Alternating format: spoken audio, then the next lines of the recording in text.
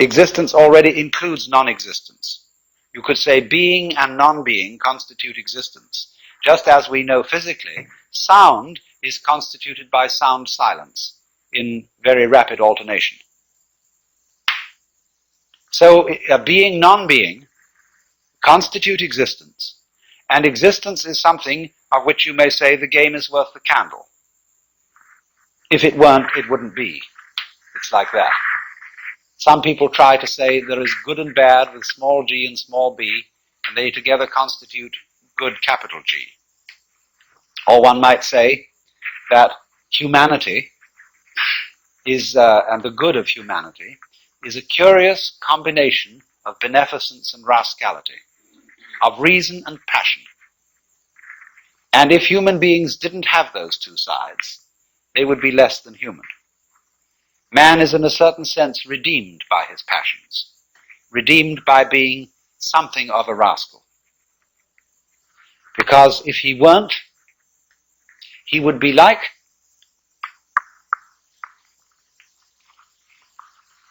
a stew with no salt in it. The salt somehow is something that in a large quantity is horrible, but in a certain small quantity delightful. And so everybody has to be salted with a certain amount of unrespectability. Otherwise, they're impossible and intolerable. The only thing is, as a fervent cook, don't overdo it. It is in that respect, you know, that it's said of great gurus in India. They have a very funny thing they say. People, Westerners, go over and they meet this man who's supposed to be extremely holy. And they are all agog, you know. And then after spending a few days with him, they begin to wonder. They find he smokes cigarette. They find that he occasionally loses his temper. And they begin to think, well, is this man so holy after all? I mean, he surely should not be dependent on these little habits and luxuries and so on. And then they find he has a girlfriend. And then they leave because they're so scandalized. Well, then the Hindus say, now you shouldn't get so upset about this, because if this man didn't have a few little vices, he would cease to manifest. He would simply disappear. And he has to have these things to keep him grounded, to keep him in the world. Or if suddenly, you know, he gets terribly angry with a certain student and seems to lose his temper, they say, oh, no. That's a tactical anger.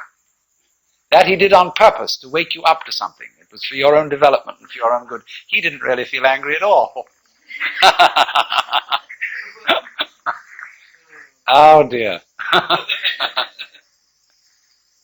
But do you see the point? There is something in the fact that if he didn't have these little attachments, he wouldn't be manifesting.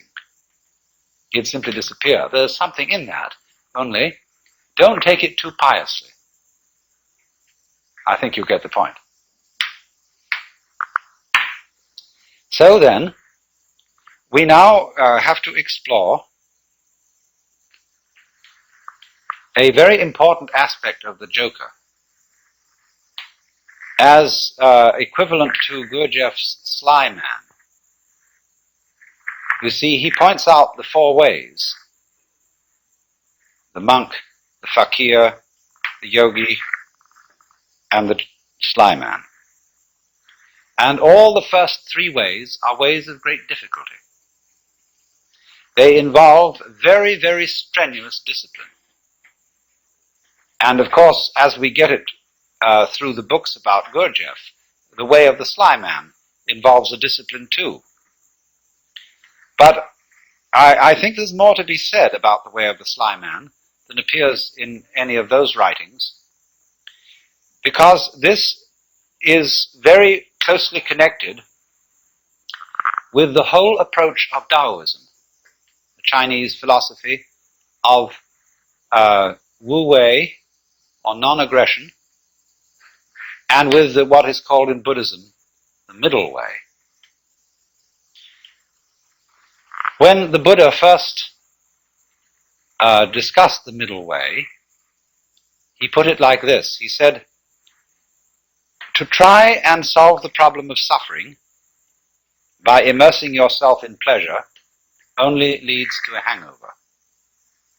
To try and solve the problem by asceticism also brings no liberation.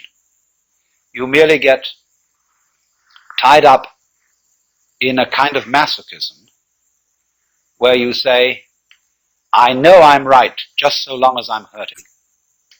And all that is doing is expiating your kind of infantile guilt sense. So he said there is a middle way between asceticism on the one hand and hedonism on the other. But actually, the middle way is more subtle than that, and it's beautifully discussed in Professor Baum, a book called The Philosophy of Buddha. That's B-A-H-M, Professor of Philosophy at the University of New Mexico. And he gives a very, very fascinating analysis of the middle way in the form of a dialogue, whereby it works simply like this. The student brings a problem to the teacher, and he says, I suffer, and it's a problem to me. And the teacher says, you suffer because you desire. If you didn't desire, you wouldn't suffer. So try not to desire. And the student goes away and says, I'm not very successful in this. I can't stop desiring. It's terribly difficult. And furthermore, I find that in trying to stop desiring, I'm desiring to stop desiring. Now what am I to do about that? And the teacher replies, do not desire to stop desiring any more than you can.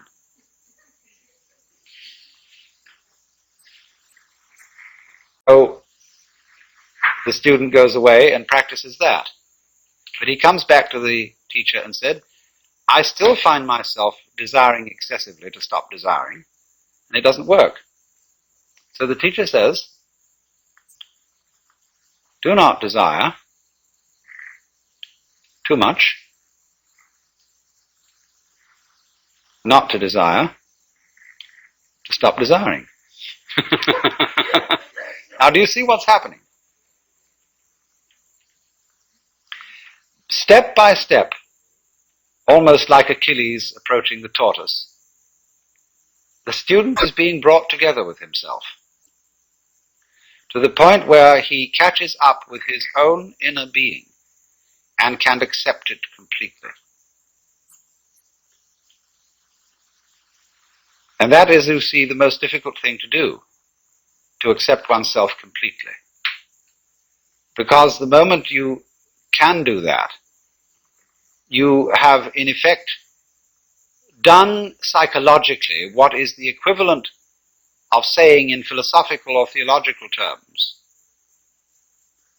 you as you are now are the Buddha, just as I was explaining a few minutes ago. That's unbelievable, because we are always trying to get away from ourselves as we are now in one fashion or another.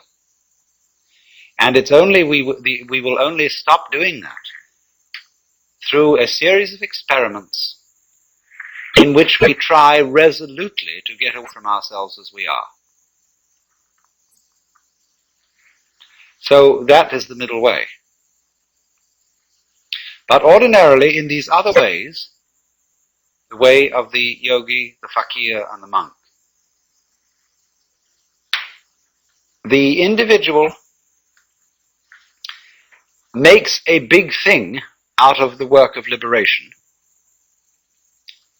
and especially likes the kind of teacher who will put him through the most severe paces. It's interesting how there arise from time to time schools in the West where someone comes along offering, people say, look, it's all very well to go to discussion groups and talk about these things, but that's not the real thing. What you need is really to get down and do some work. And often these teachers are very rude and very stern, but people love it. And such a person will always attract a great following. Because people get the feeling, now we're at serious business here. This is really something, you see. And this, you see, though, can be an awful problem. Let's suppose that you have some difficult and distressing habit, like drinking too much. And you're assured that once you've become the victim of this habit, it's an extraordinarily difficult thing to get rid of it, and it requires intense willpower. And so that kills you right off. You're a dead duck from then on. It's as if, you see, you had said to the devil one morning, look, I'm going to get rid of you. I'm not going to have anything to do with you anymore. So the devil, who is an archangel and is terribly clever, is all set for you. And because he knows that you are getting out of his way, he surrounds you with greater temptations than you ever imagined. If you are going to outwit the devil, it's terribly important that you don't give him any advance notice.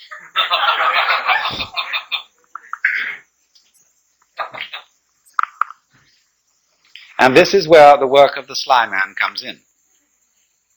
Put it in other terms, in Hindu or Buddhist terms, in the popular terms of popular Hinduism and Buddhism. Liberation is getting out of the toils of karma. It's like this. During your many past lives, you've done all kinds of deeds, good and bad, and you are reaping the consequences of these deeds today. And also today you are setting up future consequences. Now, before you can be liberated, you've got to pay off your karmic debts. And so the moment you set your foot on the path of liberation, you are apt to find that all your karmic creditors will come to your door. And that's why it's often said that people who start out on a serious work of yoga suddenly get sick and lose their money and their best friends drop dead and all kinds of ghastly things happen. That's because, you see, they served notice that they were going to do this. And so all the creditors came around. If you're going to leave town and you owe lots of money, you know, you mustn't announce that you're leaving or give a farewell party to your friends because the grocer will find out. So the art of the sly man is to make no contest, but simply to leave without one word. In other words, that's the meaning of Wu Wei in the technical vocabulary of Taoism. Wu Wei, not to interfere, not to force things. That's the best translation of Wu Wei, not to force things. But so he just drops it like that.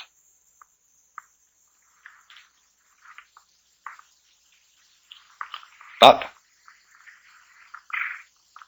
you're in this respect, you see, you're your own worst enemy. Because even if you serve notice privately on yourself, that suddenly you're going to drop it all. Already the devil knows. Because who do you think the devil is?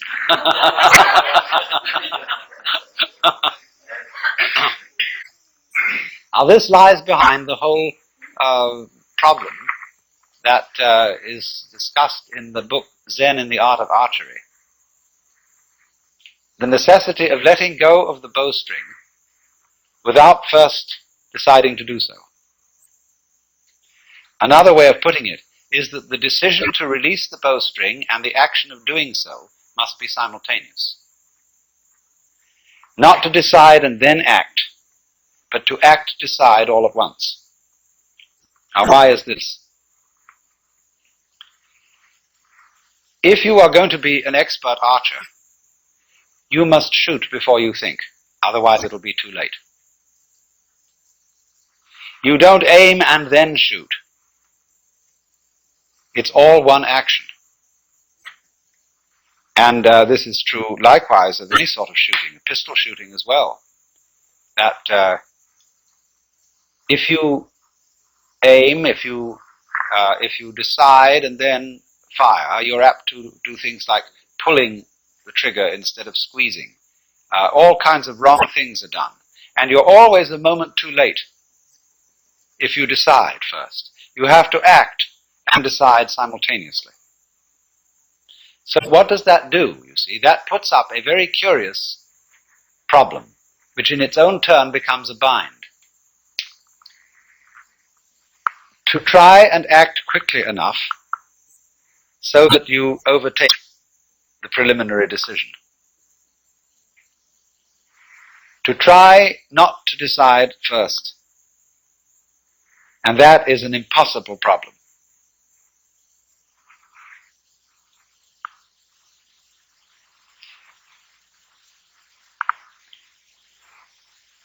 I wonder if you ever read von Kleist's story about the fighting bear. This is included in Nancy Wilson Ross's book, The World of Zen, as a kind of Western Zen. It's a story about a man who has a fight with a circus bear. And the bear reads his mind and always forestalls any attack that he makes on it. There's absolutely nothing he can do to get past the bear. And so, in the same way, you might imagine a guru who is a mind reader, and he always knows if you decide before you act, and if you do, you see, the devil will catch you.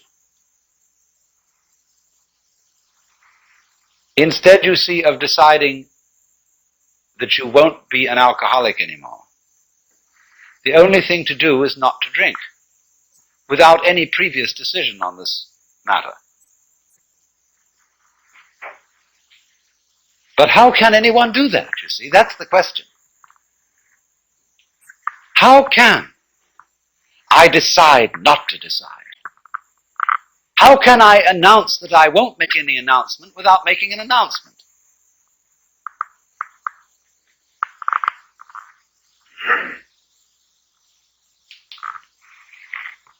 You see, there is no way out of that bind. Try as you may, you go on and on and on, trying, as Herrigal did, to release the bowstring without thinking first to release it. But then, strangely enough, one day the thing happened. He did it. And this is involved in our learning of almost all techniques. That we work and work to reach that final point of perfection. And it doesn't come, and then one day it happens. Now, what is the reason for that? Is it simply, and this is really, the way it's usually explained, but this is an oversimplification. It is not that we have practiced it so often that it suddenly becomes perfect. It is much more subtle than that. What happens is that we've practiced so often that we find out we can't do it. And it happens at the moment you know you can't do it. When you reach a certain point of despair, when you know that you are the one weird child who will never be able to swim, at that moment you're swimming. Because the desperation and the total inability to do it at all has brought you to a point which we might call don't care. You stop trying. You stop not trying to get it that way. You just have arrived at the insight that your decision, your will, doesn't have any part in the thing at all. And that's what you needed to know. You've overcome, you see, the illusion of having a separate ego. There is no way of telling anyone that that's an illusion and getting appropriate action, because we are thoroughly indoctrinated with the idea that it's real. And if I say, well, I'm going to get rid of my ego, that's what the Taoists call beating a drum in search of a fugitive. He hears you coming.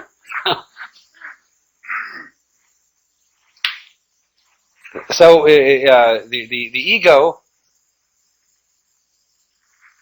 that is to say, the illusion of having a separate will and a separate I center, that can be an effective agent, that cannot be overcome by a decision which seems to be centered in the ego. You might as well put out fire with fire. It can come only when an attempt to act from the ego center has been revealed to be completely futile. Then the thing happens, because you've really discovered that it was, after all, an illusion. Now, be very careful how you formulate this sort of thing philosophically. This could, of course, correspond to the kind of person who feels unafraid and who feels very free because he's a complete fatalist. A lot of people are, and very happy in their fatalism. They really feel that they don't do anything, it just happens, and that it's all life, and that when they won't die until it's their time to die, and so why worry? Everything, they have the sense that everything is just happening to them. And this is a kind of a floating feeling. It's as if you didn't have to push things at all. They just flowed along. Well, now that state of affairs, that feeling of you don't have to push anything, it just floats along, is very similar to the experience I'm describing, if not the same thing. But this person has interpreted it as a fatalist in a rather passive way. That is to say, he has felt that there still is some kind of a little differentiation between himself as the experiencer on the one hand, and that force or set of forces called fate on the other. He is pushed around, but he witnesses being pushed around. Now, in this state, this person still has a little fragment of impurity left. There's still one fly left in the ointment. And that's the sensation of being pushed around. There is still a fundamental division between the knower and the known. And in this case, the case of the fatalist, the knower seems to be the passive thing, and everything known, the objective world or the goings-on of his own physiology, they appear to be the active end. And the knower just has the experience of himself being moved by the tides of life. The important thing to find out is this, that the sensation of being the knower and the experiencer of all this is not, as it were, aside from everything else that's going on, but it's part of it. Just as you, although you experience your own existence subjectively, you are nevertheless part of the external world. You are in my external world just as I am in your external world. So in this way, the final barrier between the knower and the known is broken down. There is nobody, as it were, being carried along by fate. There is just the process. And all that you are is part of the process. Then there is a curious flip. The individual who has always felt himself to be the tiny little thing on the end of the big determining process suddenly goes bloop. Have you watched sometimes a tiny little piece of mercury coming nearer and nearer to a large piece of mercury? The sudden moment when they touch each other, boom, the little thing vanishes into the big one, almost more dramatically than a drop into the ocean. In this case that I'm talking about, it isn't that the individual organism vanishes. The individual human being doesn't vanish. But he experiences no longer a passive relationship to the world.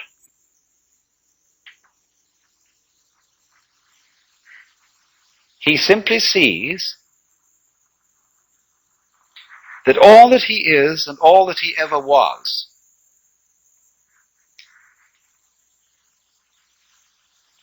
something that the entire process was doing.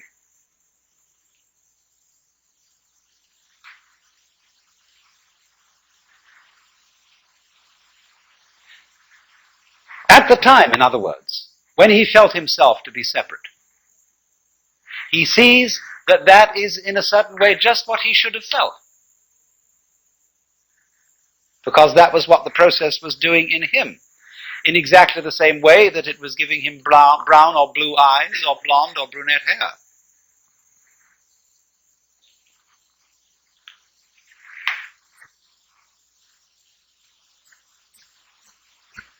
And that's going through the door and turning round and seeing there wasn't a door. Of finding that you aren't fated, that you're not trapped because there's nobody in the trap. And it takes something trapped to make a trap.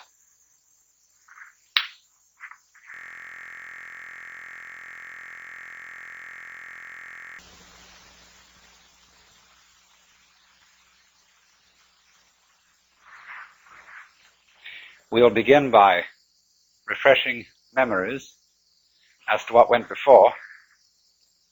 In discussing the theme of the Joker, I have been talking about a point of view, the Joker's point of view, from which not only our social institutions, but also all the formations of the natural world are seen as games.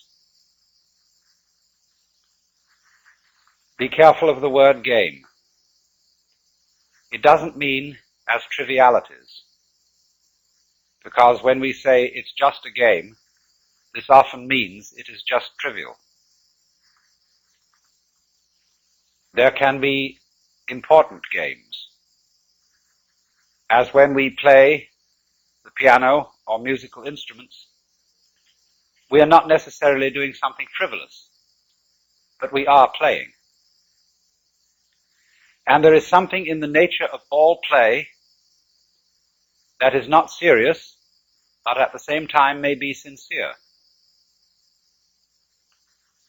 And I tried to give you the picture of the multiplicity of natural forms on the one hand, and of human social institutions, and all the things that we do and consider important and busy ourselves with as human beings. I tried to give you the point of view from which these can be seen as games, as things being done, as it were, simply for themselves, and not for some ulterior motive. And therefore, these games are in a way best played when they are played as games. Although it's really all right for people to take them seriously, except that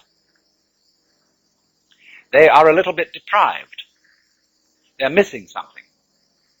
And so when the Joker sees a person taking his life seriously and regarding himself as extremely important, there is something a little bit funny about it, and he is inclined to get the giggles.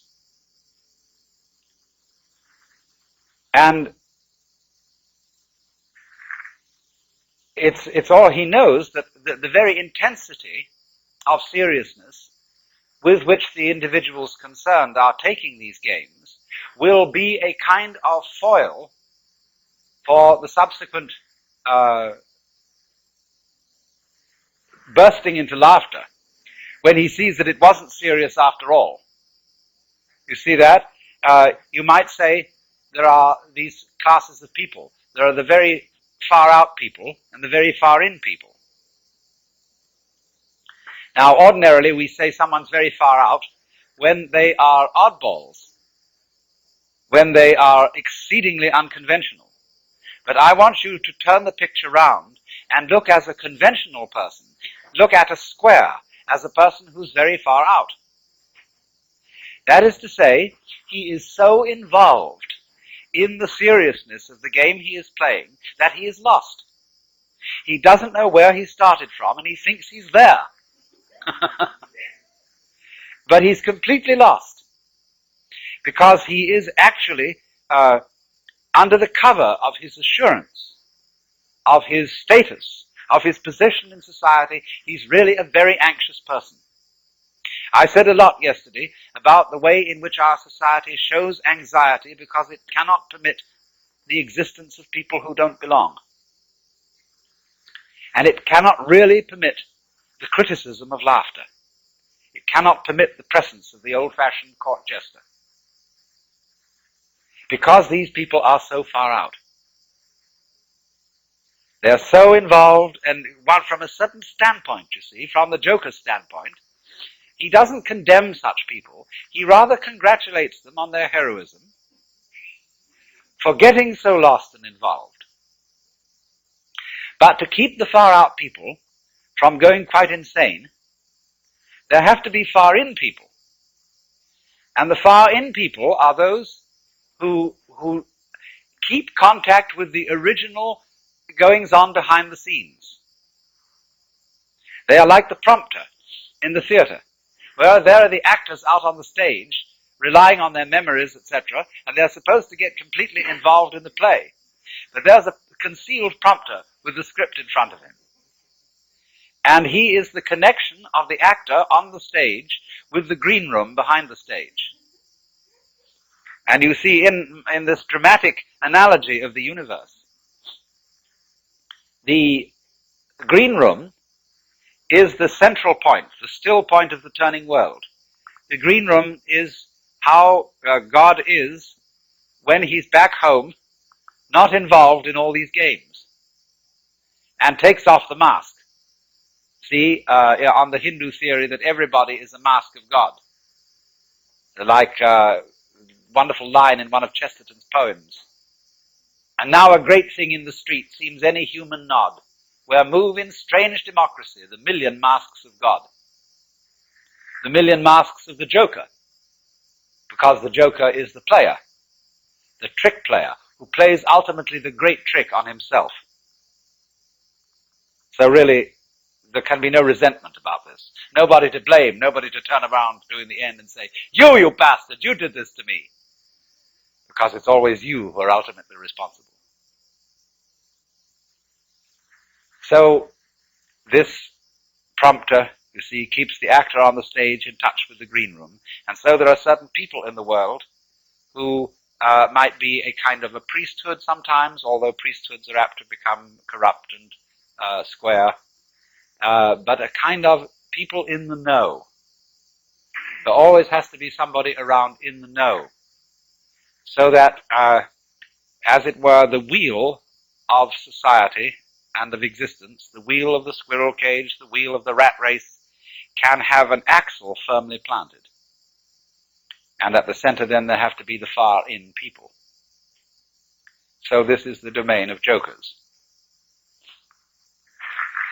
Now, having developed that side of the joker, the person who sees through the social institutions as games, I went on in the second session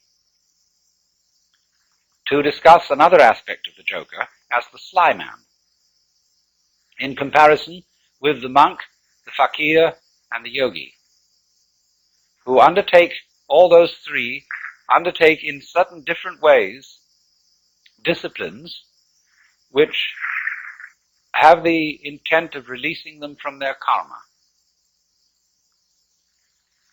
The individual, in other words, challenges his involvement, his attachments, his limitations, his finitude, and endeavors to overcome it.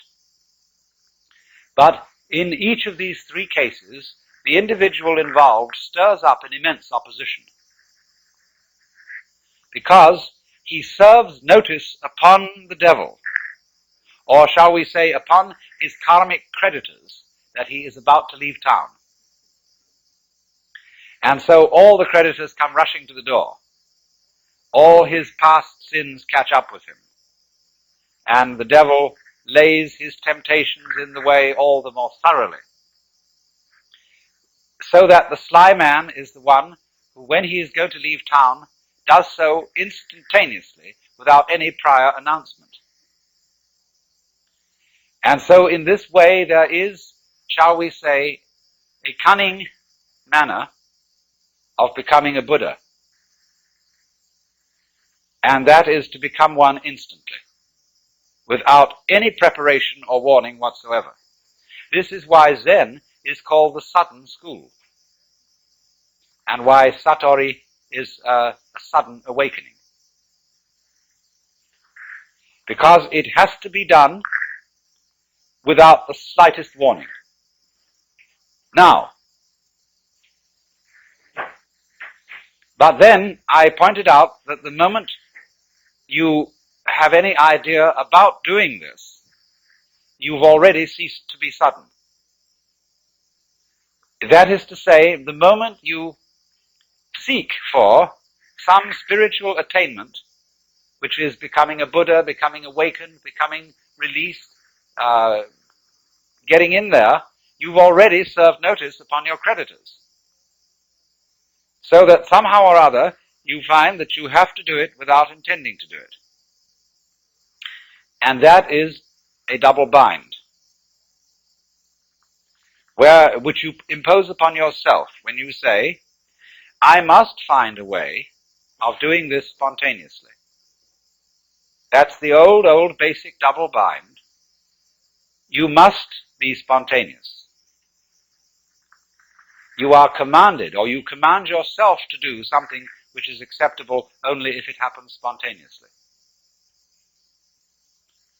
Then you think about that and say, well, what a fix that is. Here am I saying, I must be surprised, and I'm going to lay plans to surprise myself. So by going through this, you discover naturally that can't be done. You can't surprise yourself on purpose. Yet that's what you have to do. So what about it? You come to a state of total paralysis. You're stuck.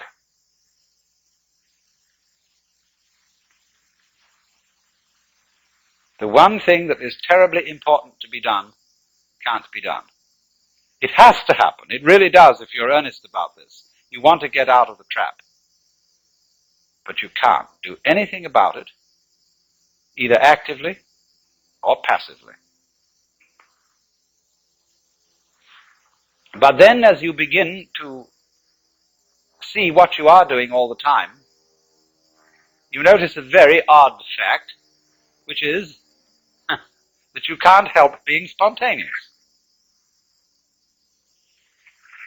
If I say to you, good morning, and you say good morning, what is that? Did you plan this answer? Did you make preparations to grow your hair? Do you make decisions about having blue eyes? You see, about breathing? Is this all planned? About beating your heart? And what about your thinking? Even if it's very blocked thinking, even if you feel from a certain point of view that you're all mixed up, what is going on anyway? You see, you can't stop it. It's like trying to, we were discussing the Gurdjieff thing yesterday, the self-remembering exercise, the attempt to live completely in the present. Well, that's not only a Gurdjieff idea, that's a very ancient yoga and Buddhist discipline, to be completely here and now. But of course, as you pursue this, you discover you can't do it, because you couldn't even, know when to go shopping unless you made plans and started thinking about the future. Because you couldn't move. But then you discover, you see, that in the long run, there's nothing to think about except the here and now. There really isn't anything else. Because even when you make plans for the future and you remember the past, you're doing it all in the present. Your memory is a present activity. There's no way of not being self-remembering and having presence of mind. So when you discover that, there's nothing left to you but to have a good laugh.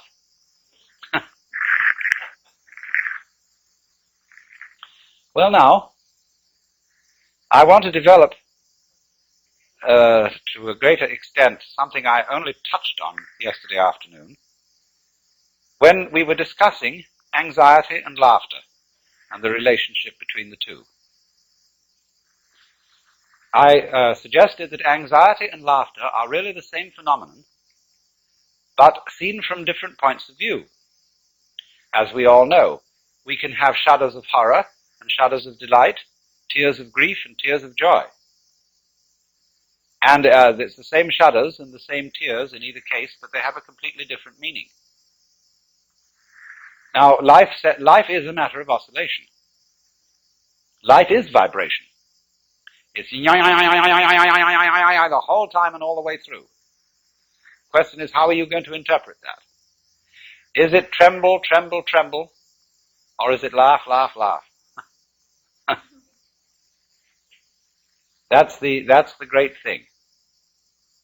And sometimes it's one, and sometimes it's the other.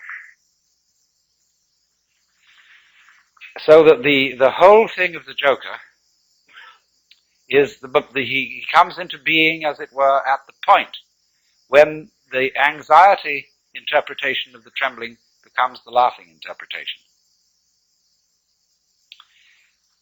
We were talking about monks who had skulls in their cells to remind them of mortality. And we think a grim thing. The skull is a grim thing.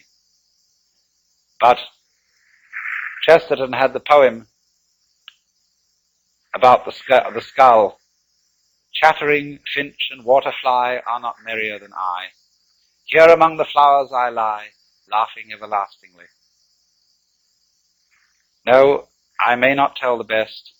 Surely, friends, I might have guessed, death was but the good king's jest. It was hid so carefully. So you can see the skull not as a grim thing, but as a laughing thing. It's all that's left of a human being. And all the surface is peeled off, and nothing but this beautiful bone remains. It laughs. Now why? What is it about death being a jest?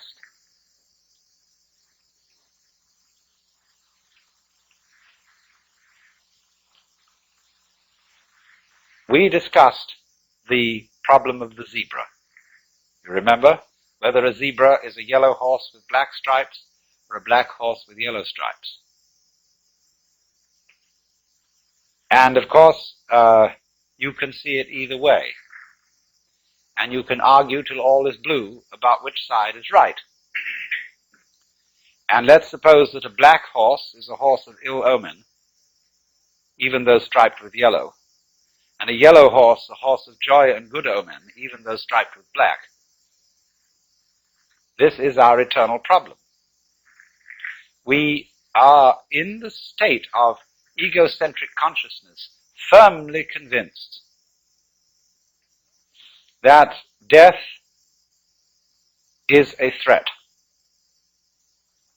We are so convinced of this, even though individuals may say, well, I'm not really afraid of death. What I'm afraid of is dying in an unpleasant way. Nevertheless, since almost all moralists and people concerned with ethics seem to agree, whatever their differences of opinion, that survival is a good thing. In some sense, if not survival in this body, even the most, the people who would rather be dead than red, firmly believe that that is true because they believe there is a hereafter, where they can go and where they can be rewarded for the courageous stand against evil which they have taken. You see? So that's still some kind of insistence on the value of survival. And we all cling to this idea of survival with tremendous passion. But we have been fooled, because survival is an important ideal only so long as you have bothering you the bugbear of death, that the world might stop altogether, and that your death, so far as you are concerned, is curtained forever. And that is really the bogey.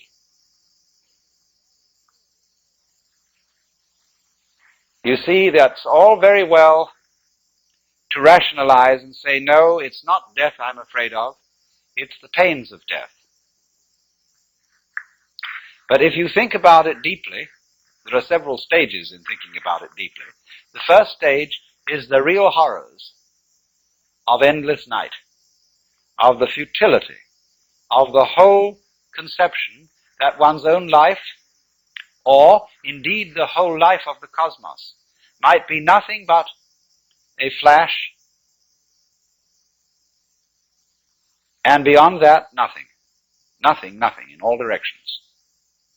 When, for example, we think of the physicist's idea that the universe is running down, that all energy is seeking a stable state.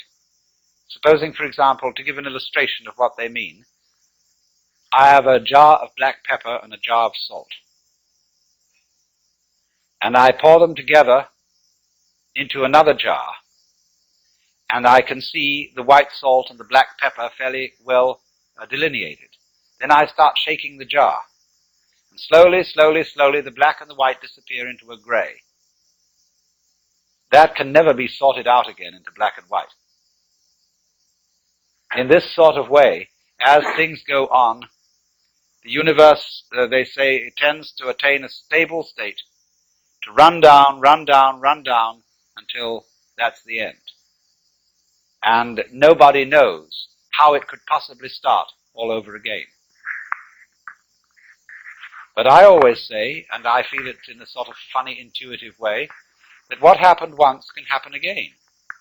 If this world started at some time, supposing there was a colossal explosion which set all these galaxies flying out, then what existed before that explosion must surely have been something like the stable state to which we shall run down in the end. And if it went bang once, there's absolutely no reason why it shouldn't go bang again. I suppose there are temperaments in logic. I have a temperament whereby I just cannot, it seems to me absolutely basic that what happened once can happen again. But there are other people who so cherish the unique that they can conceive the idea of something like existence happening only once. But you see, something that happens only once doesn't happen at all. What happens if a given sound consists of only one vibration? What is the upcrest of a wave apart from the downcrest? Can you conceive that?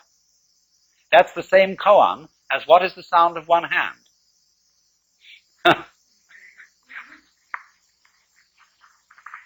You see, it always takes two. You can't have a purely left-sided person. Imagine. So,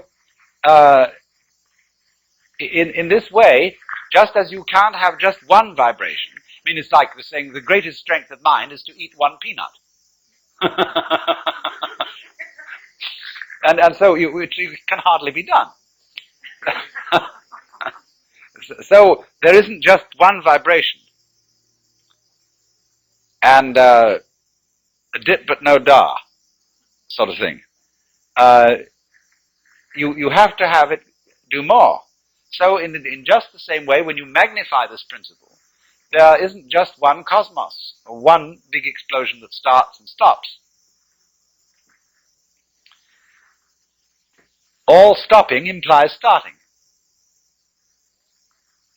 Someone just wrote to me, we haven't parted because we never met.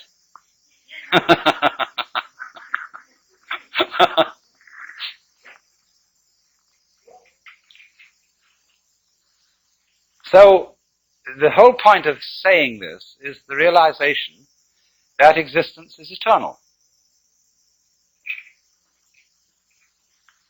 The going out of existence implies the coming in. And St. Thomas had some points here when he said, there could never have been a time when there was not being, because if there had been a time when there was nothing in nothing to produce something. But he didn't quite have the point, because what he didn't see was that nothing is productive in the sense that you can't have nothing without something. They go together. And all this thing is an argument, again, about whether the zebra is yellow striped black or black striped yellow. And what we see is that the black and the yellow, the darkness and the light, are simply two phases of the same. And that realization is exactly what transforms anxiety into laughter. Suddenly to see that you just, after all this anxiety, that you don't have anything to worry about.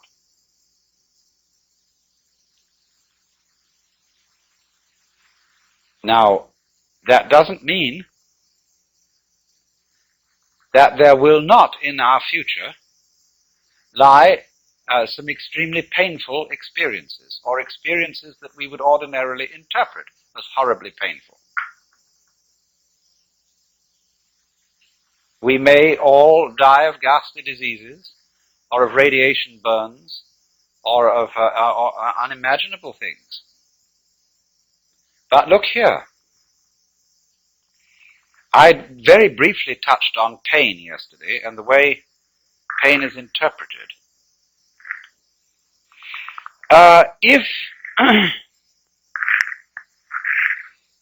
If you interpret pain as something that is destroying you and is going in the direction of total death,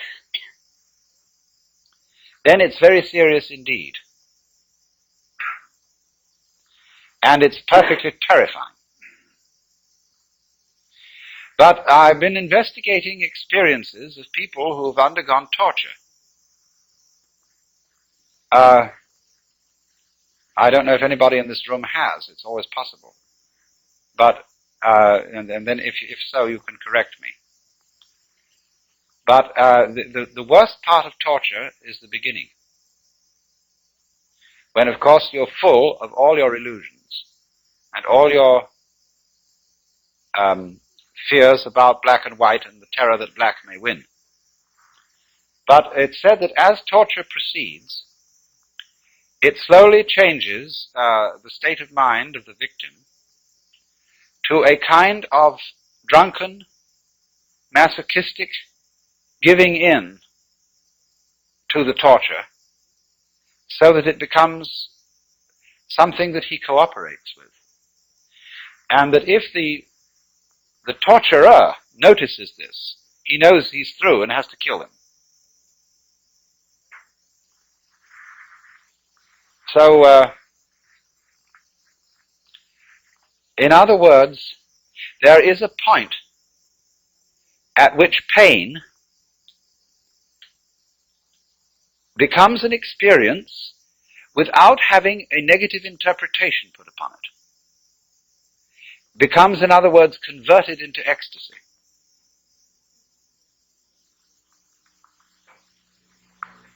It simply becomes, you see, a way of going through extraordinarily far out sensations which have no meaning. If they have meaning, the meaning of threat, the meaning of death looming at the end, and you know this is the tearing apart and the destruction of you, then you see it is absolutely horrendous. But if it has no meaning at all, just transpose yourself into another dimension to illustrate it, because what the dimension I'm talking about is a very tough one. But let's go back to a simpler one. Let's take sounds. Now, if you lie down and listen to all the goings on in this area, and you will hear planes moving and cars and foghorns and all kinds of crazy sounds, you see, people this way and that, so on. And you can listen to that and find it very interesting, very beautiful.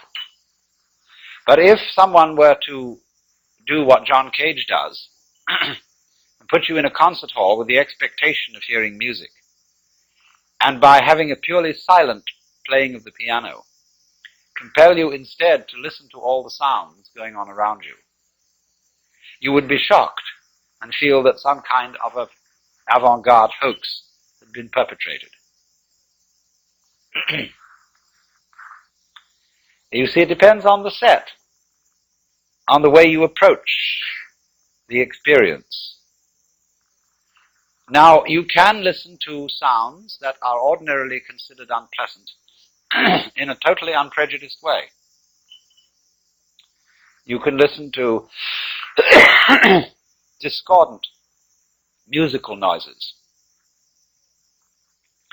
and find them extremely interesting if you listen carefully enough.